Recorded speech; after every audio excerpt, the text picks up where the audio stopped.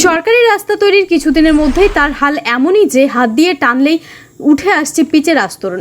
সদ্য নির্মিত এই রাস্তার বেহাল দশা দেখে ক্ষোভে ফুঁসছেন ধূপগুড়ি ব্লকের বারোঘরিয়া গ্রাম পঞ্চায়েত এলাকায়। স্থানীয়দের অভিযোগ, তৃণমূল পরিচালিত পঞ্চায়েতের উদ্যোগে এই রাস্তা তৈরির কাজ শুরু হয়েছিল, কিন্তু কাজ শেষ হওয়ার কয়েকদিনের মধ্যেই রাস্তার বিভিন্ন জায়গায় ফাটল ও ভাঙন দেখা দেয়। স্থানীয়দের দাবি, কাজ এতটাই নিম্নমানের হয়েছে যে রাস্তার পিচের চাদর হাত দিয়ে সহজেই তুলে ফেলা যাচ্ছে। এই ঘটনায় এলাকায় ব্যাপক চাঞ্চল্য ছড়িয়েছে।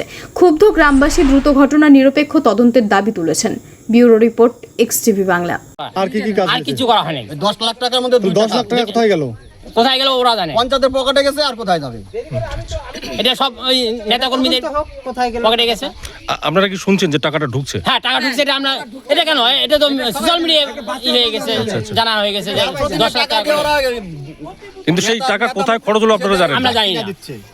টাকাটা ঢুকে আমরা জানতে পারি যে এত টাকা স্যাংশন হয়েছে, এত টাকা কাজ হবে। কোথাও কালভার্ট বসানো হয়েছে? না, কোনো কালভার্ট বসানো হয়নি। চলুন আমি আরেকটু দেখাবো। আপনি আগায় যায়, আমাদের এই যে রাস্তাটা পাকা করছে, আমাদের যে গ্রাম পঞ্চায়েত সদস্য, সে কি কারণে এই পাকাটা স্যাংশন করলো, চলুন আমি একটু আপনাকে সামনে দেখাবো। কালভার্ট আছে একটা, দেখেন কি অবস্থা। কাজটা স্যাংশন করাইতে পারলো ওই কালভার্টটা না করার পরে। কালভার্টে কাজ করেনি? কালভার্টে কাজ করেনি। চলেন আপনাকে দেখাবো। আপনাদের মিডিয়াদের আমি দেখাবো কালভার্টটা। চলেন দেখাচ্ছি।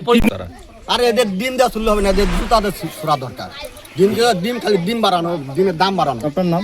আমার নাম সুদীপ সরকার।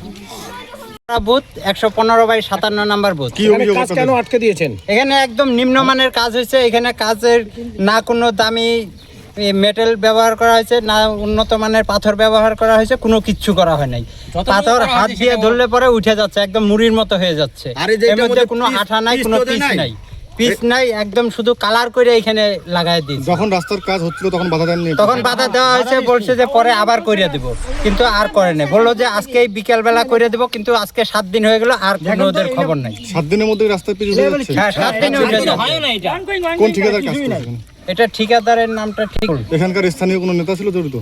এখানে যে পঞ্চায়েত জড়িত আছে। কোন দলের পঞ্চায়েত? এই তৃণমূলের পঞ্চায়েত। কি নাম তার? উত্তম সরকার। সারদা সরকার।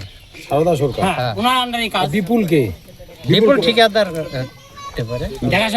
দেখাশোনা করে আর কি। কি চাইছেন আপনারা? আমরা চাচ্ছি যে কাজটা একটু উন্নত মানের হোক, কাজটা ভালো হোক, আমাদের চলতে হবে।